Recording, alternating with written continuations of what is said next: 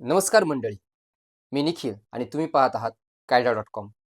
मंडळी, आपण राज्यात पाहत असतो की बऱ्याच गावांच्या नावापुढे खुर्द आणि बुद्रुक असं उपनाव लावलेलं असतं.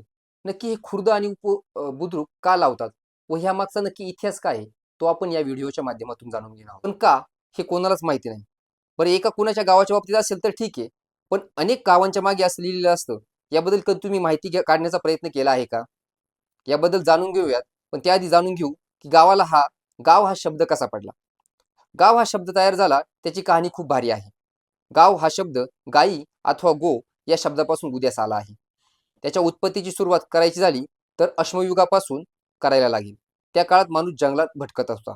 कालांतराने शेतीचा शोध लागला आणि माणूस स्थिर झाला. शेतीसाठी बैल हा उपयुक्त पशु. आता बैल आला म्हणजे गाय पण आलीच. तर ज्या क्षेत्रात गायी चालायला जात असे ते क्षेत्र गायीचं क्षेत्र म्हणून उल्लेखलं जाऊ लागलं.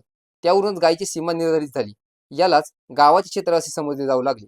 गायी या शब्दाच्या अपभ्रंशातून गाव हा शब्द तयार झाल्याचं सांगितलं जातं.